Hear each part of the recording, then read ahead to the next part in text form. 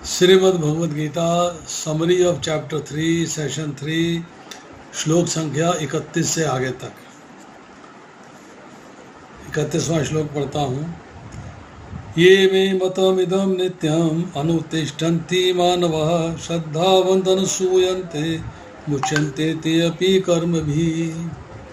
इसके अनुवाद में लिखते हैं, जो व्यक्ति मेरे आदेशों के अनुसार अपना कर्तव्य करते रहते हैं और ईर्ष्या रहित होकर इस उपदेश का श्रद्धापूर्वक पालन करते हैं, वे सकाम कर्मों के बंधन से मुक्त हो जाते हैं।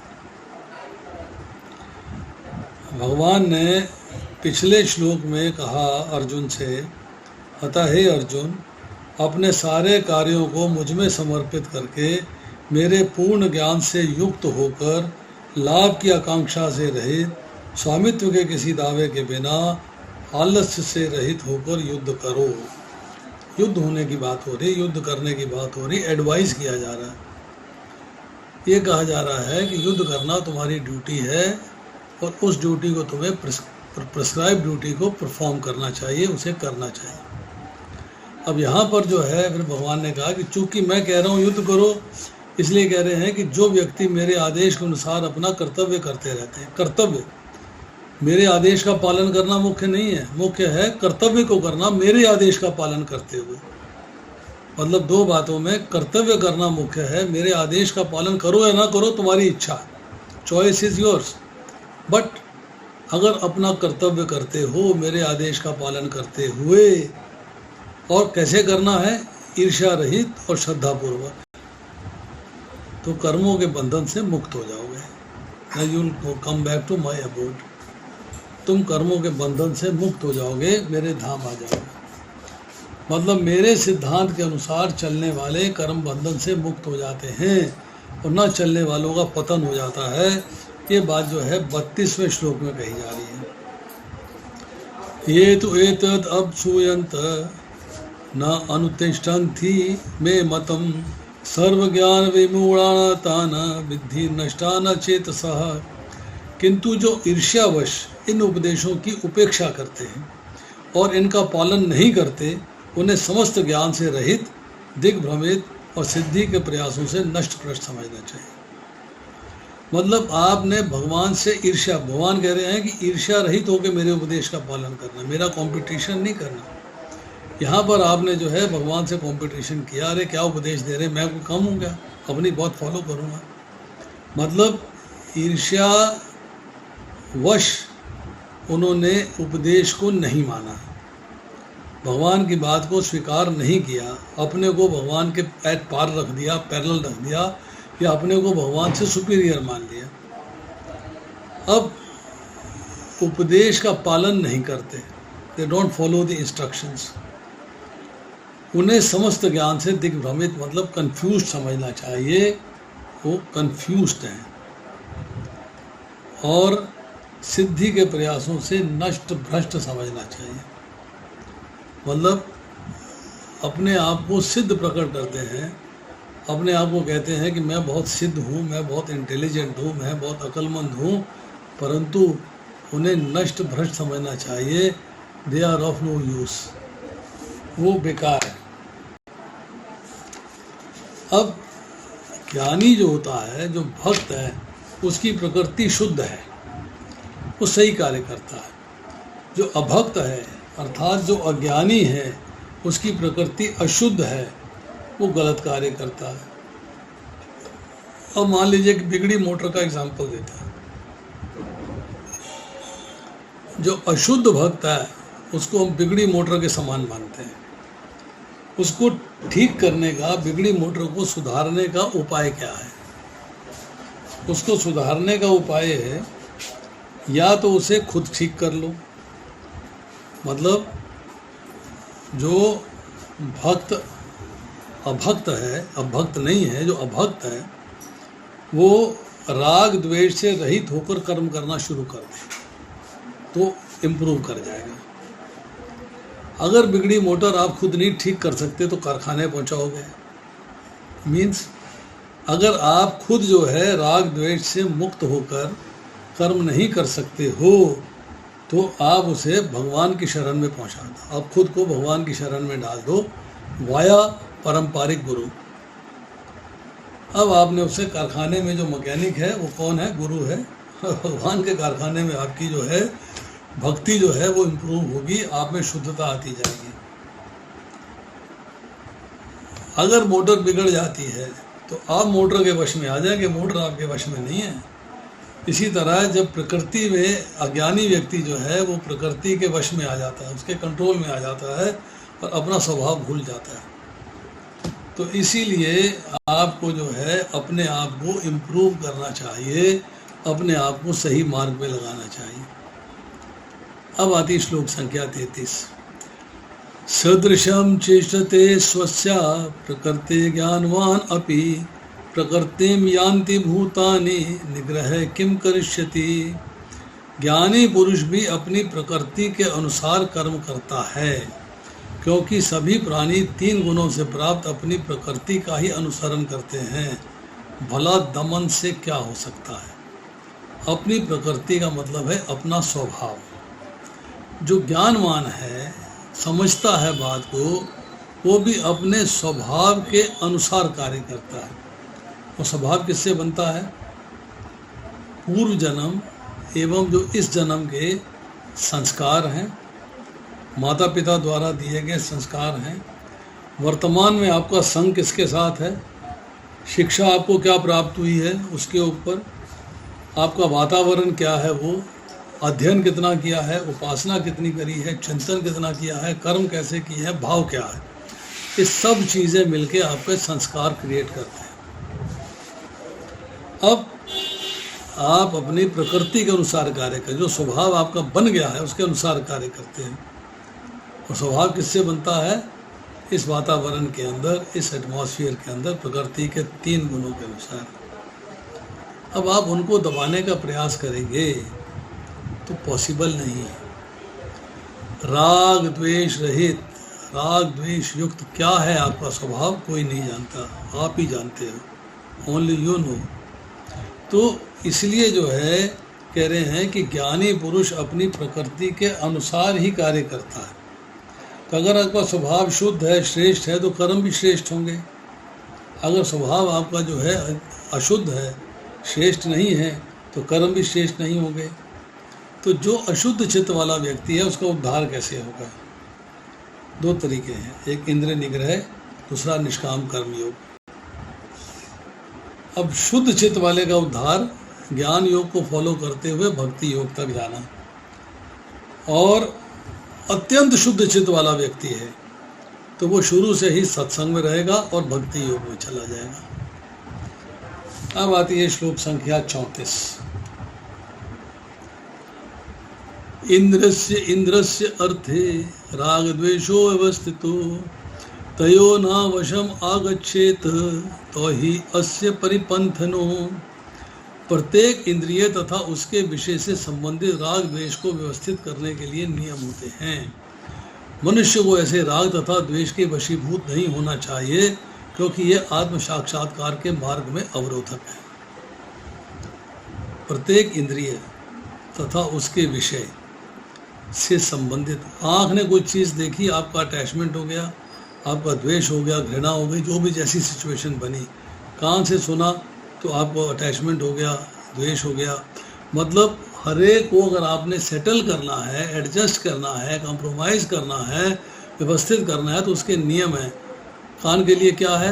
अनसुना कर दो। आँख के लिए क्या है? अनदेखा कर दो।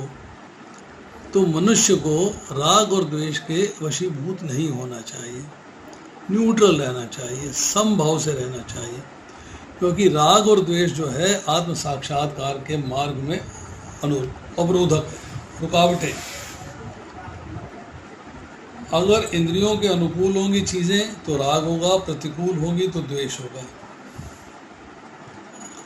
जीवा के अनुकूल होगा मीठा तो राग होगा, कड़वा होगा तो द्वेष होगा। इसी तरह भौतिक संसार की बात करते हैं, वर्षा आती है तो किसान को प्रिय है, वर्षा आती है तो कुम्हार को अप्रिय है, ठंडी हवा आती है तो त्वचा को अच्छी लगती है गर्मी में, सर्दी में आती है तो अप्रिय लगती है। ये चेंजेस आते हैं। तो आपको जो है इनको व्यवस्थित करना है, इनको एडजस्ट करना है। अब 35वें श्लोक में कहते हैं श्रेयान स्वधर्म विघ्न पर धर्मा स अनुष्ठितात स्वधर्म निधनम श्रेय पर धर्म भय अवाह। अपने नियत कर्मों को दोषपूर्ण ढंग से भी संपन्न करना अन्य के कर्मों को भली भांति करने से श्रेयस्कर है। स्वीय कर्मों को करते हुए मरना पराय कर्मों में प्रवृत्त होने की अपेक्षा श्रेष्ठतर है, क्योंकि अन्य किसी के मार्ग का अनुसरण भयावह होता है।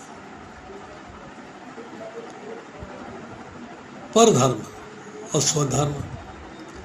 स्वधर्म मतलब आप वर्णाश्रम धर्म में जिस पोजीशन में हो उसके लिए जो कार्य नियत है वो आपका स्वधर्म है।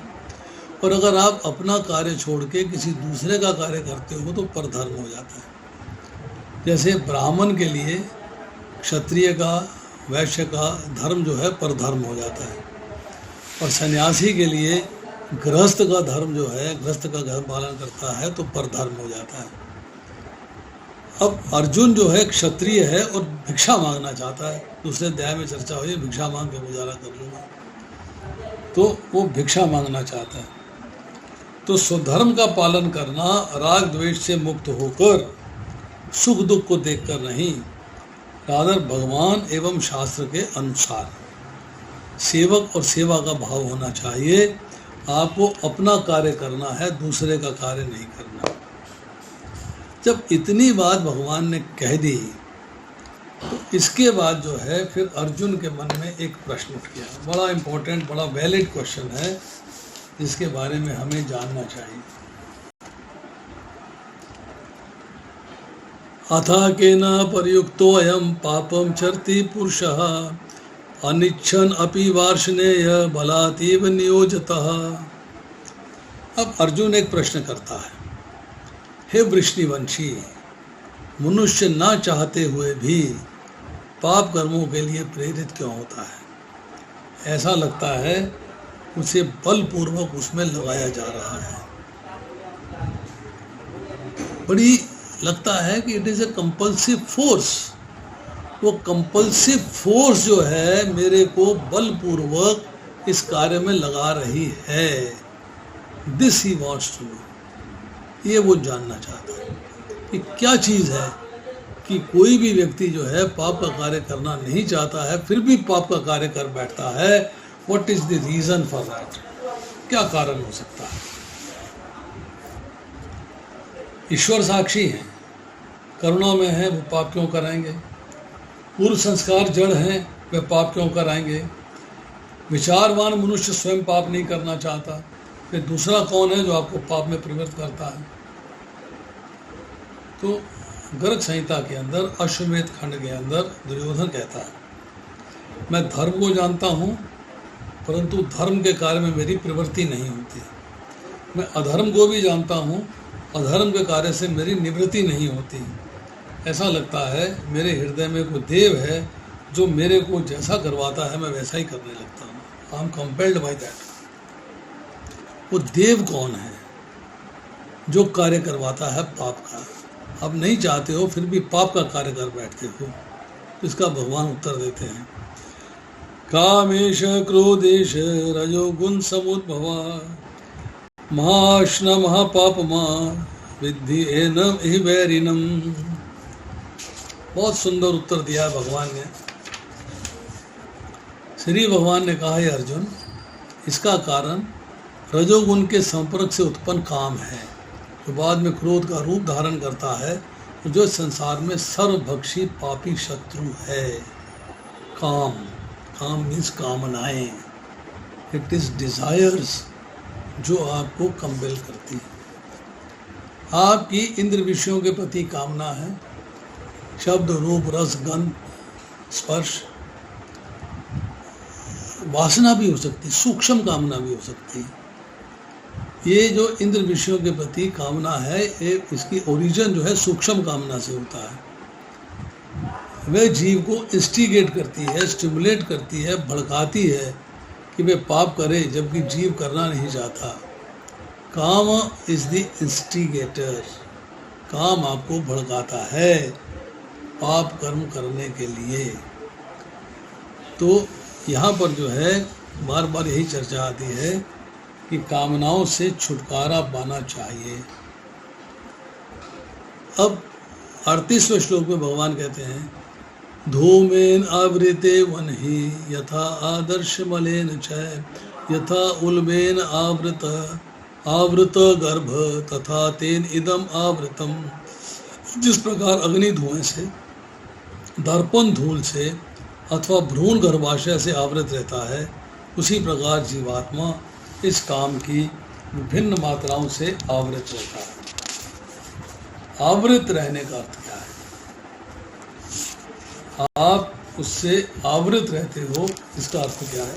कवर्ड। आवृत का अर्थ है आप कवर्ड हो, आप कवर्ड हो। एग्जाम्पल दिया गया है कि कई बार जो है हमें जब धुआं ज़्यादा होता है तो अग्नि दिखाई नहीं देती, मीन्स स्मोक जो है वो कवर कर लेती है हीट और लाइट दोनों को। तो कामना पैदा होते ही अगर सावधान हो जाते हैं तो विवेक काम कर सकता है, अगर सावधान नहीं होते हैं तो विवेक ढक जाता है।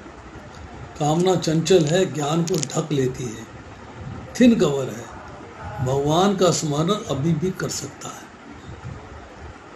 अभी भी कर सकता है। दूसरा है मैल और धूल से दर्पण के दिखना, can not see the reflection, पर मिरर आपको फिर भी दिखाई देता है। ये पशु एंड पक्षी के समान है। पापों के द्वारा अंतःकरण मलिन हो जाता है, विवेक है पर उसका प्रयोग नहीं कर पाते, यथार्थ रूप से विवेचन नहीं कर सकता। मनुष्य तन पाकर भी भगवान का भजन नहीं कर सकता, कर्तव्य और अकर्तव्य में भेद नहीं कर सकता। सो डिजायर्स इंक्रीज और पशुओं की तरह व्यवहार करता है। अब इससे ज़्यादा कंप्लीट कवर हो जाना, जैसे झेर से गर्भ का ढक जाना, ज्ञान और विवेक ढक जाते हैं। ट्रीज की तरह नॉन मूविंग जो लिविंग एंटिटीज़ हैं उनकी तरह एंजॉय करता है, थिकेस्ट कवरिंग है।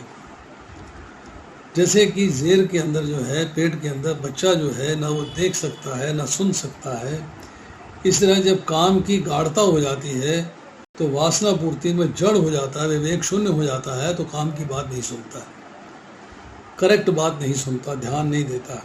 सो कामना बढ़ती जाती है और अंतःकरण जो है अज्ञान से मोहित हो जाता है।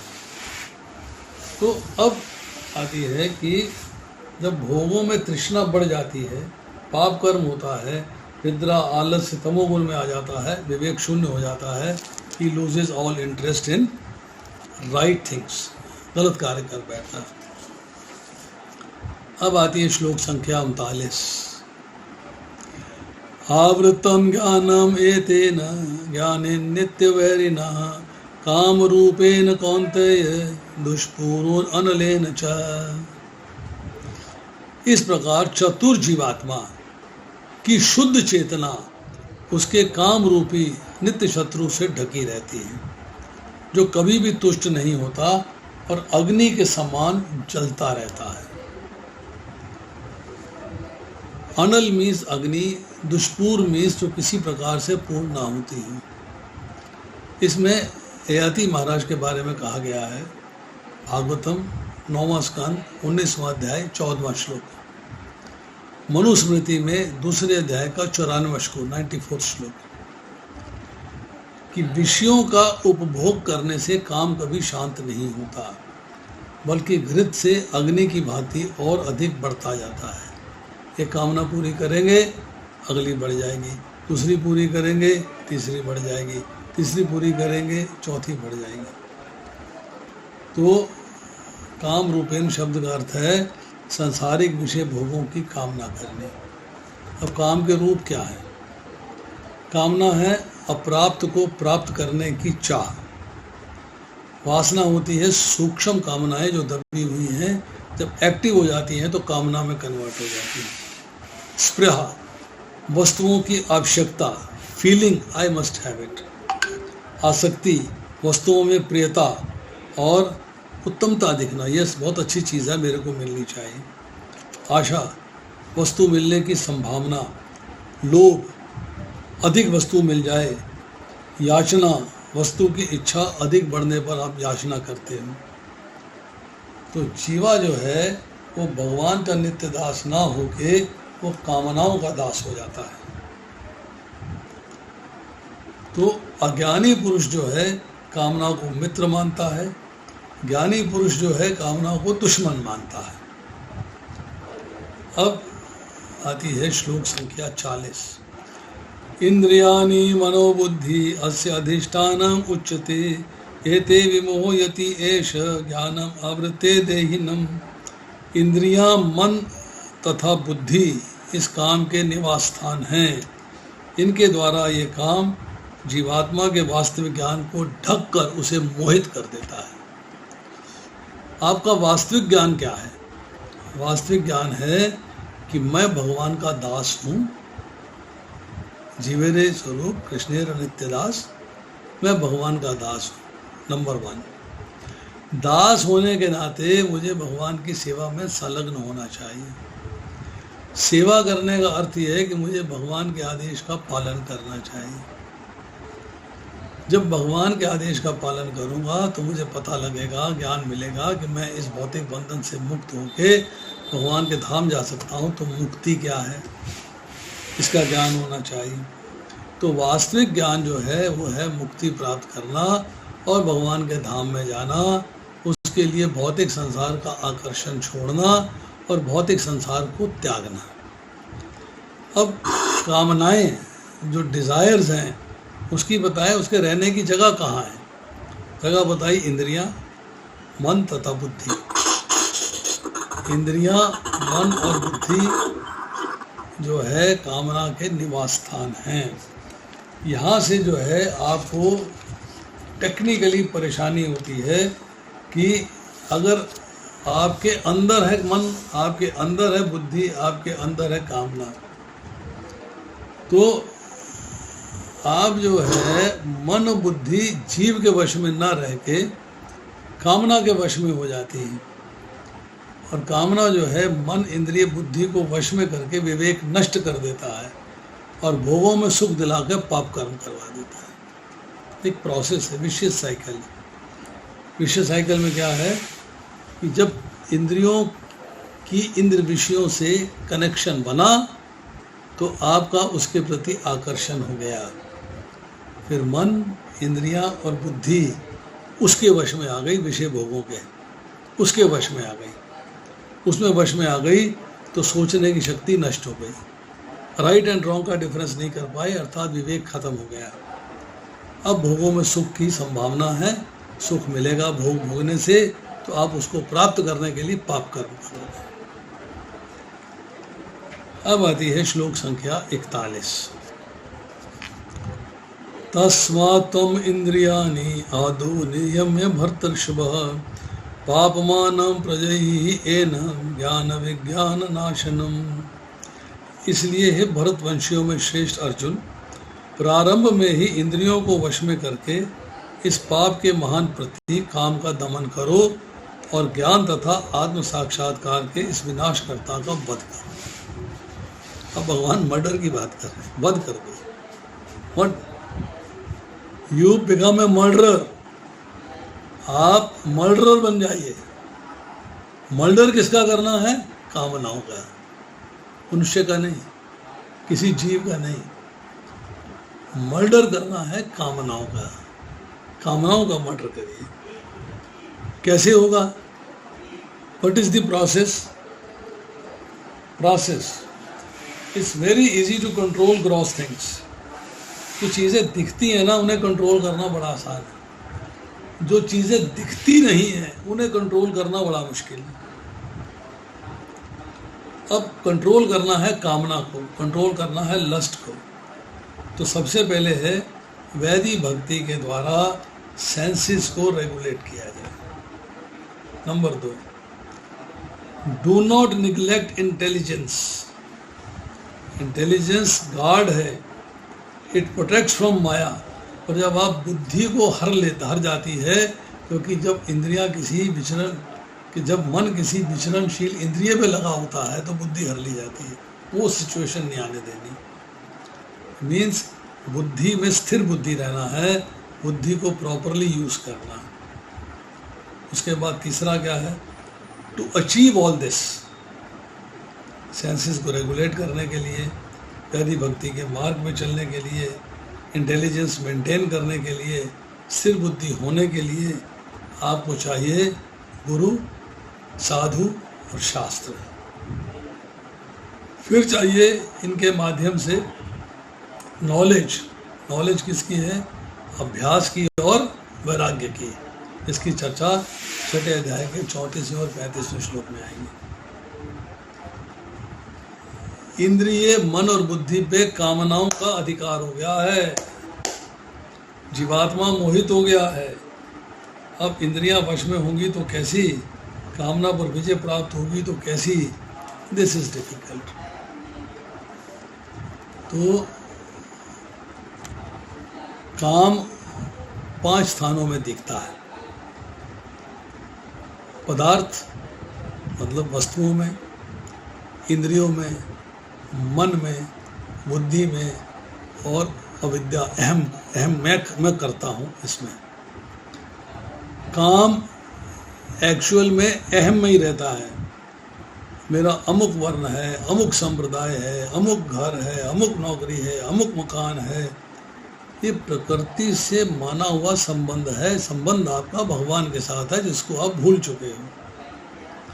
महाभारत के शांति पर्व में चर्चा आती है, काम बंधनम एवेकम नान्यदस्ति है बंधमम, काम बंधन मुक्तो ही ब्रह्म भूयाय कल्पते। जगत में कामना ही एकमात्र बंधन का कारण है, दूसरा कोई बंधन नहीं है। जो कामना के बंधन से छूट जाता है वह ब्रह्म भाव को प्राप्त करने में समर्थ हो जाता है। अब कामना करती क्या है? इंद्रियों को संयोग जन्य सुख का प्रलोभन देती है। Yes, you will enjoy, yes, बड़ा आनंद आएगा। इंद्रियां मन को खींचती हैं, इंद्रियां और मन मिलकर बुद्धि को खींचते हैं और ज्ञान ढक जाता है।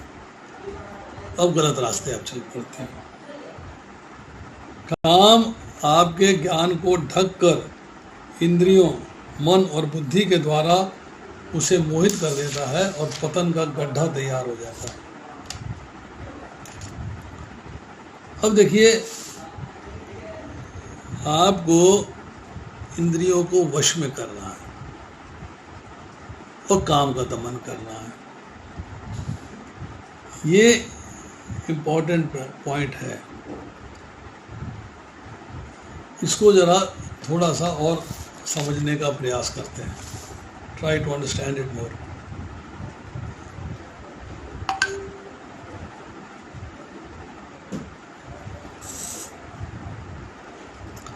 आपके अंदर जो नेचुरल प्राकृत अहंकार है,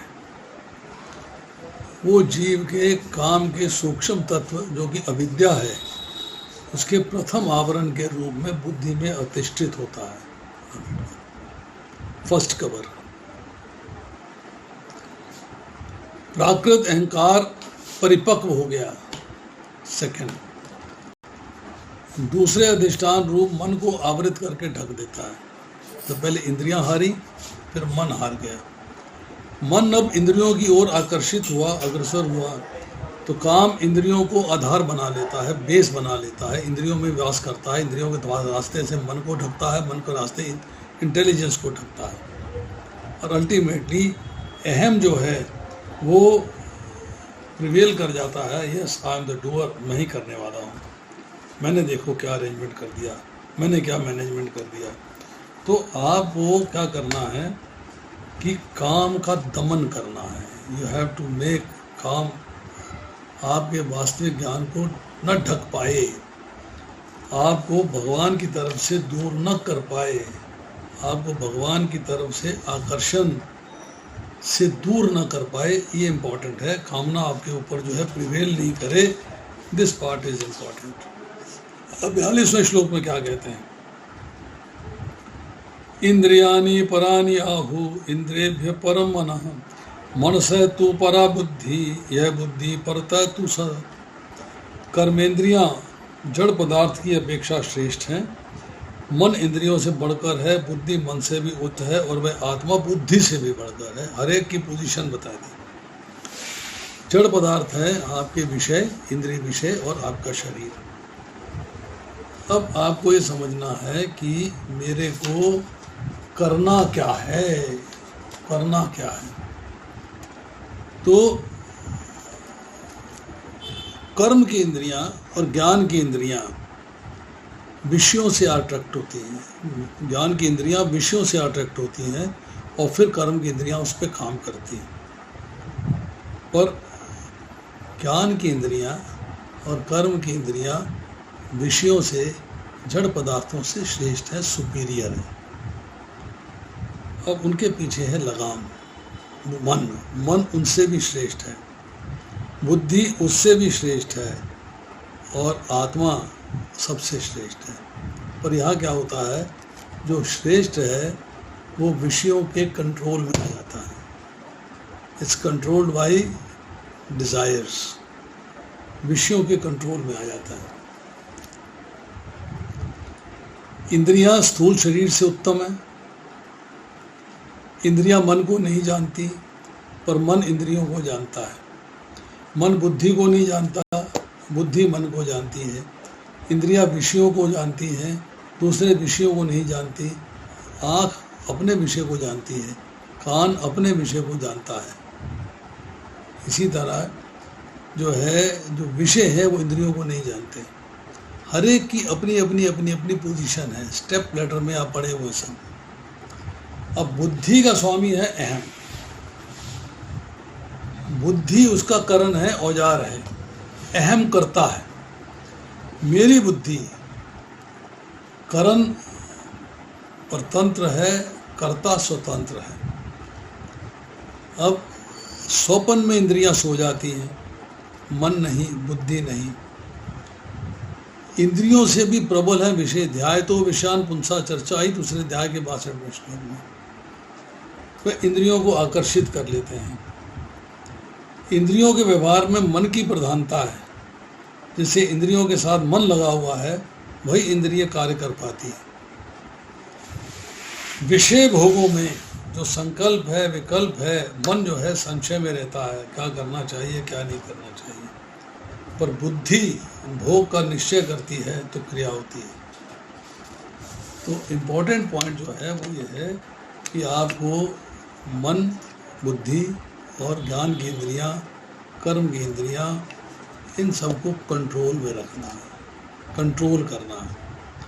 और 43वें श्लोक में कहते हैं एवं बुद्धे परम बुद्धवा संस्तभ्य आत्मनम आत्मना जहि शत्रु महाबाहो काम रूपम दुरासदम। इस प्रकार हे महाबाहु अर्जुन, अपने आप को भौतिक इंद्रियों, मन तथा बुद्धि से परे जानकर मन को सावधान आध्यात्मिक बुद्धि कृष्ण मार्ग में स्थिर करके आध्यात्मिक शक्ति द्वारा इस काम रूपी दुर्जय शत्रु को जीतो। तो क्या करना है? दुर्जय मतलब जिसपे विजय ना प्राप्त की जा सकती, उतना दुर्जय है का काम। उस काम को जीतना है किसके द्वारा? आध्यात्मिक शक्ति के द्वारा। अर्थात अपने आप को भगवान से कनेक्ट करके जब आध्यात्मिक शक्ति की प्राप्ति हो जाएगी तब आपको इस काम रूपी दुर्जय शत्रु से विजय प्राप्त करने में चांस मिलेगा। करना क्या है? अपने भौतिक इंद्रियों, मन तथा बुद्धि से परे हैं आप, ये जान लेना है, समझ लेना है कि I am different from them and I am superior from them.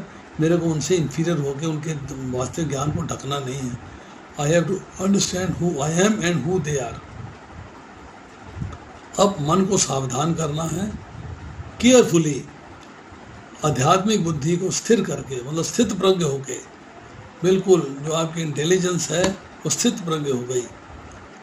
अब आपने जब आध्यात्मिक शक्ति प्राप्त होगी तो इस काम रूपी जो शत्रु को जीतना है, इसे परास्त करना है। तो ये है भगवद गीता का अध्याय संख्या 3, वो हमने आज समाप्त किया है। अगली बार करेंगे अध्याय संख्या 4। चौथा अध्याय समाप्त करने के बाद 3-4 सेशंस में होगा। उसके बाद फिर हम जो है रेगुलरली 5वां अध्याय आरंभ करेंगे। तो अभी आज किसी का कोई प्रश्न है तो पूछ सकता है। Is most welcome to ask. बताइए।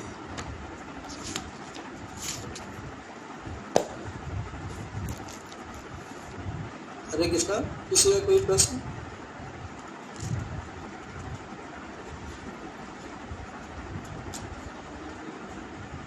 नहीं है तो समाप्त करते हैं। प्रभु बोलिए। प्रभु हरे कृष्णा प्रभु जी। यस प्रभु। अब प्रभु जी, ये कलयुग में हम लोग इस युग में रह रहे हैं, तो यहाँ पे मल्टीटास्किंग एक्सपेक्ट किया जाता है सबसे। तो हम अपने नियत कर्मों का कैसे पता करें? क्योंकि सारे कर्म हमसे एक्सपेक्ट किए जाते हैं कि हर तरह के कर्म में निपुण होना चाहिए। तो हमारा नियत कर्म क्या है, कैसे पता चलेगा हमारा स्वाभाविक कर्म? देखिए, आप एक मशीन खरीदते हैं तो उस मशीन की एक मैनुअल मिलती है कि आपको मैनुअल बताती है कि आपकी मशीन कैसे चलेगी। आप जॉब ज्वाइन करते हैं तो आपको जो है इंस्ट्रक्शंस मिलती हैं कि आपको जॉब के अंदर ये रूल्स एंड रेगुलेशंस हैं। जब आप जो है अपने नियमित कर्मों को जानना चाहते हैं तो शास्त्र का आधार लेना पड़ेगा। आपको अपने वर्ण आश्रम का ज्ञान प्राप्त होना चाहिए और उसके अनुसार शास्त्र का आधार लेके आपको पता लगेगा कि आपके लिए क्या कर्म जो है नियमित है, नियत है और क्या कर्म नियत नहीं है। अपने आप फैसला नहीं कर सकते आप। जी, तो बिना कृपा के तो संभव ही नहीं है, क्योंकि अधिकतर लोग तो शास्त्रों से बहुत दूर हैं, बड़ी दूरी बनी हुई है सबकी। तो उनके लिए तो बड़ा दिक्कत है कि बिना जब तक है तो कृपा नहीं होगी भगवान की, वो इसके नजदीक पहुंचेंगे नहीं। शास्त्रों में विश्वास नहीं है, श्रद्धा नहीं है। तो आप उनके बारे में चिंतित क्यों हो? अपने बारे में चिंता करो। रोजी, हम जिन लोगों के बीच में रहते हैं उनका प्रभाव तो हमारे ऊपर में पड़ता ही है दिन रात। अलिप्त होना यही तो है कि उनके साथ रह के भी उन जैसा न बन जाना, उनसे अलिप्त होना। अगर आप जो है सोचेंगे कि नियमित कर्म है, उसको बताऊं, सुनेगा ही नहीं आपकी बात। Is not interested to know what is his duty, why should you care about him?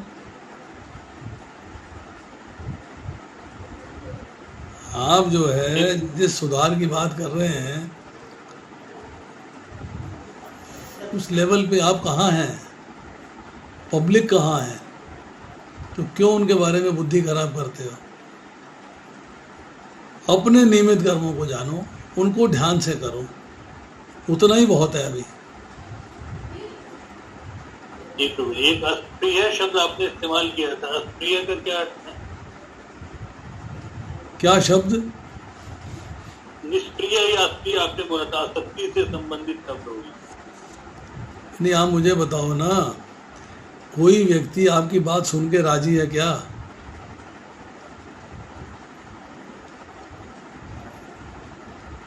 आपके परिवार वाले आपकी बात नहीं सुनेंगे वही तो सबसे बड़ा तो क्यों परेशान होते हो? एक बात समझ लीजिएगा, मैंने अभी बताया कि प्रत्येक जीव एक इंडिपेंडेंट फ्री सोल है। वो अपने कर्मों के फल लेके आया है, उसके संस्कार, उसका वातावरण, उसका व्यवहार, सब चीज़ें बनी हुई है। आप उसमें चेंज नहीं ला सकते। तो इसीलिए जो है आप उसके ऊपर अपनी बुद्धि खराब करें। वो हाँ, एक बार बताइए, 2 बार बताइए, 3 बार बताइए, उनको गाइड करने की कोशिश करिए और डोंट एक्सपेक्ट कि वो आपके रास्ते पर चलेंगे, आपको फॉलो करेंगे। आपकी संतान आपको फॉलो नहीं करेगी। वो एक इंडिविजुअल सोल है, अपना मन बुद्धि अहंकार लेके पैदा हुई है। आप उससे कैसे कंपेल कर सकते हो? मेरे हिसाब से चल, यू कैन नॉट कंपेल। जी प्रभु जी। इसलिए उस बारे में सोचना व्यर्थ है। अरे पहले अपने को तो ठीक कर लो, पहले अपने बारे में तो सोच लो। खुद में चेंज आया नहीं, खुद किया नहीं, दूसरों को सुधारने की बात सोचनी शुरू कर दी पहले। No fun. नहीं, दूसरों को सुधारने की बात नहीं कर रहे, बचने की बात कर रहे हैं कि कैसे बचें। देखिए, मैंने अभी 2 शब्द इस्तेमाल किए थे, अनसुना, अनदेखा। आप एक लेडी है, पार्टी में जाती है, 50 तरीके के इत्र लगाया होता है। हाँ मैं हूँ। 50 लेडी ने 50 तरीके का परफ्यूम लगाया होता है। वो घर आके 50 परफ्यूम नहीं मांगती है, वो इग्नोर कर देती है। इग्नोरेंस, वहाँ पे इग्नोर करना है। मैंने होगा है, ठीक है, मुझे क्या लेना देना, बात खत्म। अगर आप उसमें लिप्त हो जाओगे तो फिर आप में कामना डेवलप हो जाएगी। उससे अलिप्त रहोगे तो कामना डेवलप नहीं होगी। ठीक है।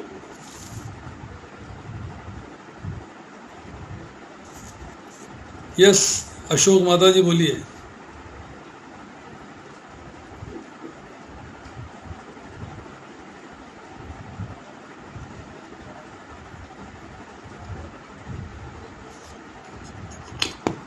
माता जी म्यूट पर बोल रही थी।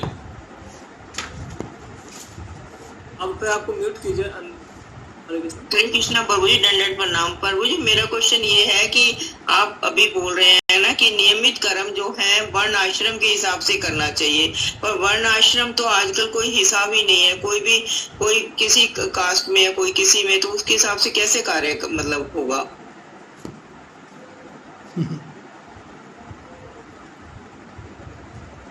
ऐसा है। हरे कृष्णा प्रभु जी, इसी पे मेरा भी क्वेश्चन है सिमिलर। कि अब जैसे हम लोग कॉन्फिडेंस में डॉक्टर या फिजिकल मारने के लिए ठीक है, वो जरूरत है, लेकिन ऐसा लगता है भक्ति करना है या फिर शांति बढ़ाना, तो फिर इसमें तो दोनों चीजें हुई। अपना निर्धारण कैसे करें? अब मैं उत्तर दूं? हाँ जी प्रभु जी। देखिए, वर्णाश्रम के हिसाब से आपको अपने कर्म करने चाहिए। दिस इज ए स्टैंडर्ड, ये स्टैंडर्ड है। हाँ जी। बट आप जब इस जीवन में रहते हैं तो आपको उस जीवन के अंदर कुछ कॉम्प्रोमाइज करने पड़ते हैं। हाँ जी। जैसे हम कहते हैं कि आपने ब्राह्मण कुल में जन्म लिया, पर क्या ब्राह्मण हो? क्या ब्राह्मण का कर्म करते हो? आप तो नौकरी कर रहे हो, शूद्र का काम है वो। You are serving the boss. पर ये कॉम्प्रोमाइज है, क्योंकि आज के युग के अंदर जीवन को चलाने के लिए आप ब्राह्मण का अगर कार्य करते हो, विद्या दान देते हो, पैसा नहीं लेते हो, तो आपकी रोजी नहीं चलेगी। रोटी को खाना नहीं खिलाएगा आपको। खाना कैसे खाएंगे? Nobody is going to give you food. आपको भोजन प्राप्त करने के लिए, गृहस्थी चलाने के लिए अर्न करना पड़ेगा, और अर्न करने के लिए आपको नौकरी करनी पड़ेगी या बिजनेस करना पड़ेगा। तो आप ब्राह्मण कुल में जन्म लिया है, आपने ब्राह्मण के गुण प्राप्त किए हैं, लेकिन आपने विद्या दान दी है, विद्या दी है, यज्ञ करते हो, यज्ञ कराते हो, दान देते हो, दान लेते हो, पर आप फिर नौकरी करते हो, उससे गुजारा चलता नहीं। तो कॉम्प्रोमाइज़ तो कर रहे हो ना। तो वो कॉम्प्रोमाइज़ आज के युग में असेंशियल है। तो आप उतने स्टैंडर्ड्स पे न जाके आप उसको देखिएगा कि वर्णाश्रम धर्म में क्या इंस्ट्रक्शंस दी गई हैं और मैं उसमें से कितनी फॉलो कर सकता हूँ, कितना मैं इम्प्रूव कर सकता हूँ, कितना मैं अपने आप को उस मार्ग पे चला सकता हूँ। और बाकी मुझे मार्ग जो है गृहस्थ आश्रम में रहते हुए उसके अनुसार भी चलाना है। मुझे बिजनेस भी करना है या मुझे नौकरी भी करनी है, टीचर है तो मुझे ट्यूशन्स पढ़ानी है, स्कूल में पढ़ाना है, उसको अर्न करना है, बिकॉज लिविंग उसको आज की डेट में लेनी है। अगर मैं आपसे कहूँ कि आप जो है नियमित कार्य करिए, घर छोड़ दीजिए, झोंपड़ी में जाके रहिए, आप रह पाएंगे क्या? आप नहीं रह सकते। आपको अपने एग्जिस्टिंग घर के अंदर ही रहते हुए जो जो पॉसिबल चीज़ें हैं आपके वर्णाश्रम के अनुसार उनका पालन करना है। ठीक है प्रभु जी, You can't leave everything and go to a झोपड़ी and stay there. या इसलिए अब मॉडर्न सोसाइटी के अंदर, हाँ, इस सबसे बड़ी बात क्या है कि in spite of living in this modern society, in this modern world, you are following Krishna consciousness. This is a great effort. बहुत है ये। ठीक है, हरे कृष्णा प्रभु जी, दंडवत प्रणाम, धन्यवाद प्रभु जी। हरे कृष्ण प्रभु जी। यस, प्रभु जी मेरा एक और सवाल है। पूछिए। प्रभु जी कारणानव और महतत्व का मतलब क्या होता है?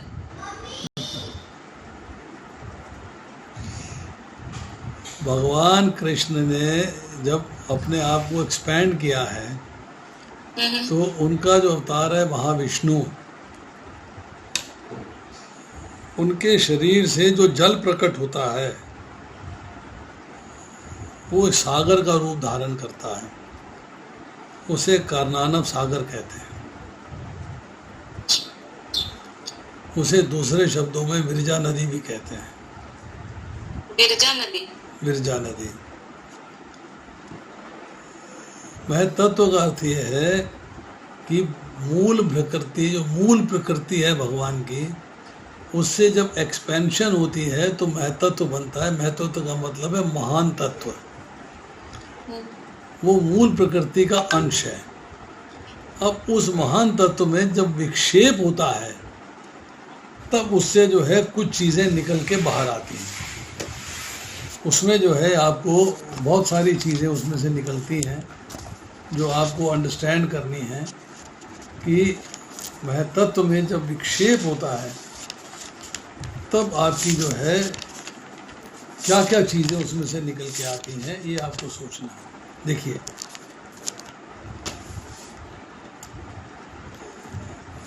जो अव्यक्त है, जैसे मूल प्रकृति कहते हैं, जो अव्यक्त है जैसे मूल प्रकृति कहते हैं, वो जो है सोर्स है किसकी?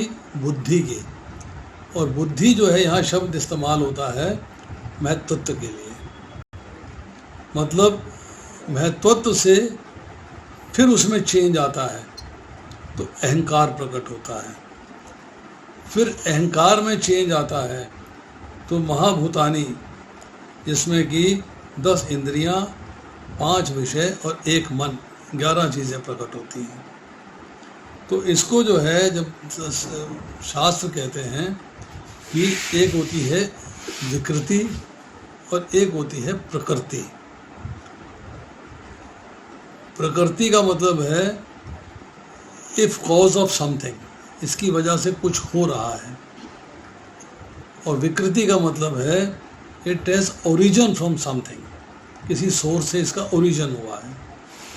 तो जब हम अव्यक्त कहते हैं, अव्यक्त मतलब मूल प्रकृति कहते हैं, सो दैट इज प्रकृति बिकॉज वो सोर्स है। किसकी सोर्स है? महतत्व की। महतत्व प्रकृति भी है और विकृति भी है। विकृति है कि उसका प्रकट जो है प्रकृति से हुआ है, मूल प्रकृति से हुआ है। और विकृति है कि इसका प्राकट्य चूंकि हुआ है, अभी आगे जाके प्रकृति के रूप में डिवाइड करेंगे अहंकार के रूप में। तो अहंकार जो है प्रकृति भी है अर्थात सोर्स भी है, विकृति भी है, इसका ओरिजिन हो रहा है। ओरिजिन हो रहा है किससे? बुद्धि, महतत्व से। अब जो अहंकार है इससे फिर आगे 5 महाभूत आते हैं और मन आता है, 10 इंद्रियां आती हैं, 5 विषय आते हैं। ये प्रकृति भी है, विकृति भी। बड़ा डिफ़िकल्ट है समझना, इट्स नॉट इजी। जब आप सामने नहीं बैठेंगे आपको समझ में नहीं आएगा। तो इसीलिए जो है प्रकृति एक मूल है, प्रकृति प्लस विकृति 7 है, बुद्धि अहंकार 5 महाभूत, विकृति 16 है, 10 इंद्रियां, 5 विषय, 1 मन। तो ये जो है मूल प्रकृति से ओरिजिन होता है, महत्त्व का महान तत्व है। जब उसमें विक्षेप होता है, हलचल होती है, तब ये सारी चीज़ें बारी बारी से प्रकट होती हैं। ये 13वें अध्याय में आपको इसका उत्तर मिलेगा। 13वां अध्याय पढ़ेंगे आप, अशोक संख्या 6 और 7, तब आपको 13वां अध्याय, ठीक है प्रभु। 6 और 7, तब आपको उसका चर्चा मिलेगी। प्रभु जी 15वें अध्याय में भी, इसके पहले श्लोक में भी इसकी चर्चा है।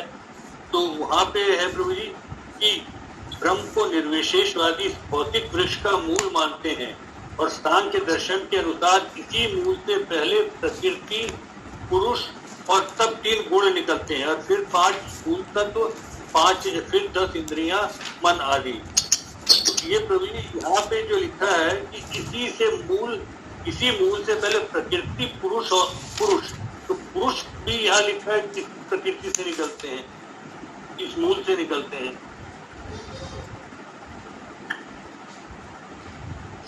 नहीं, आपने 15वें अध्याय के पहले श्लोक को पढ़ा।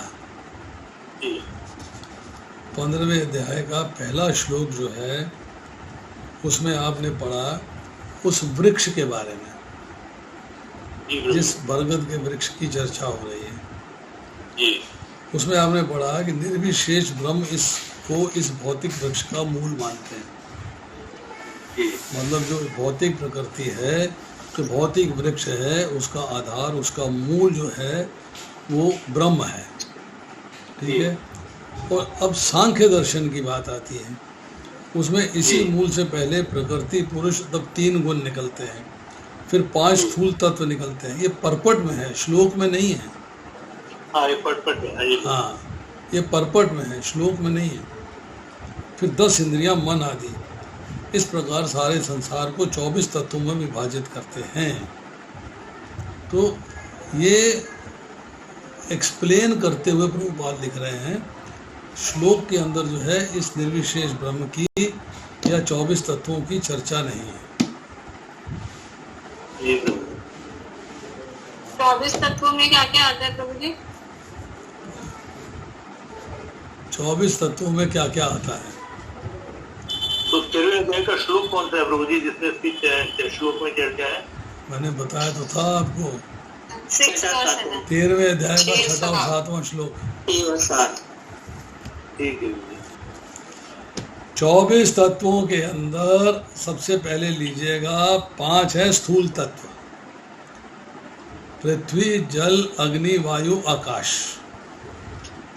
3 है सूक्ष्म तत्व, मन, बुद्धि, अहंकार। ये 8 चीजें आ गई। इसके बाद 5 है आपकी ज्ञान की इंद्रियां, कान, आँख, नाक, जीवा में रस लेने की शक्ति और त्वचा। फिर 5 है इनके विषय, कान का विषय शब्द, आँख का विषय रूप, नाक का विषय गंध, जीवा का विषय रस और त्वचा का विषय स्पर्श। 10 ये हुई, 8 पहले आ गई, 18 हो गई। अब आती 5 कर्म की इंद्रियां।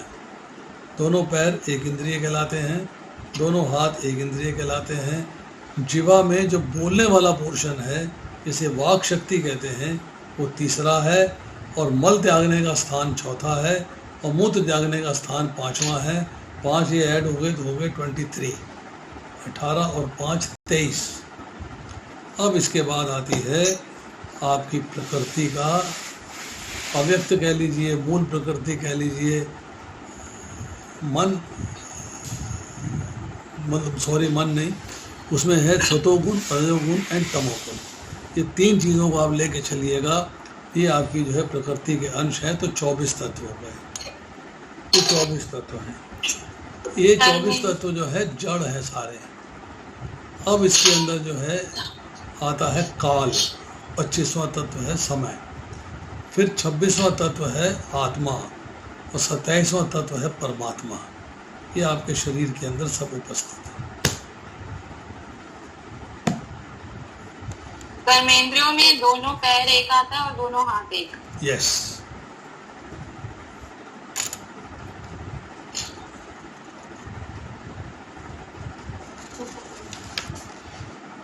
एक प्रभु जी 7.4 में इसी के रेफरेंस में होता है कि 5 sense objects are included in 5 gross elements. 5 sense objects क्या है? सेंस ऑब्जेक्ट्स क्या है? ये तो ज्ञान इंद्रिय ज्ञान इंद्रियों के विषय, विषय। उनके विषय हैं। ये सेंस ऑब्जेक्ट्स हैं। कान का है शब्द, आँख का है रूप, नाक का है गंध, जिह्वा का है रस और त्वचा का है स्पर्श।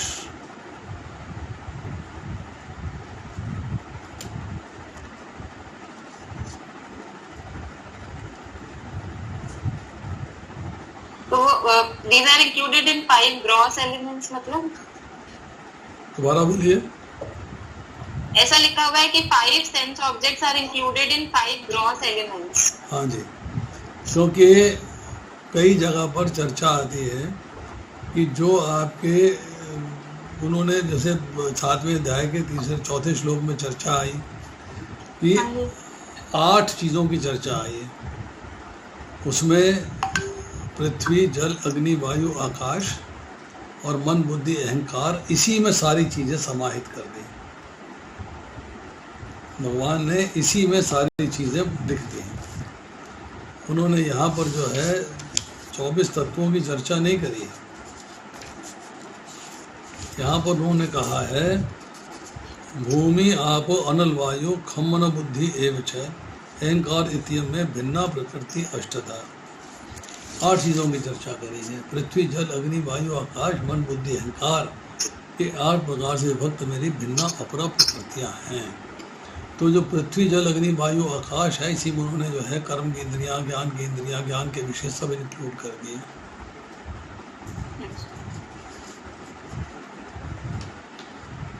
प्रभु जी, 24 तत्व में आपने आत्मा, परमात्मा, इससे पहले और क्या बोला था? एक काल, समय, काल।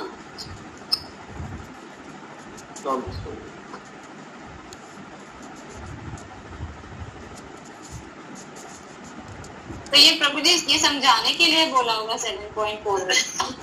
नहीं, देखिए ऐसा है कि जब आपके पूरे शरीर की रचना हो रही है, जब पूरे शरीर के बारे में बात कर रहे हैं, तो पूरे शरीर में 27 तत्व हैं। हाँ, उसमें जो है 24 जो है वो भौतिक तत्व हैं, जड़ हैं, और 3 जो है जड़ नहीं। काल जड़ नहीं है, भगवान जड़ नहीं है, और आत्मा जड़ नहीं है।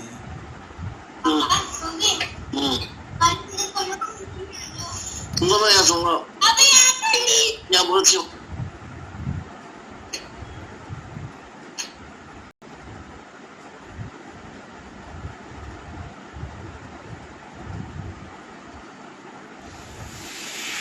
और कोई? तो समाप्त करें फिर। Yes please. तो प्रभु जी का हम लोग धन्यवाद देंगे। प्रभु जी ने बहुत सुंदर तरीके से सब अच्छे से समझाया है भगवत गीता का। और प्रभु जी का हरे कृष्णा महामंत्र बोल करके हम लोग यहाँ पे प्रभु का धन्यवाद देंगे। हरे कृष्णा हरे कृष्णा कृष्णा कृष्णा हरे राम हरे कृष्णा कृष्णा कृष्णा हरे कोटि कोटि धन्यवाद।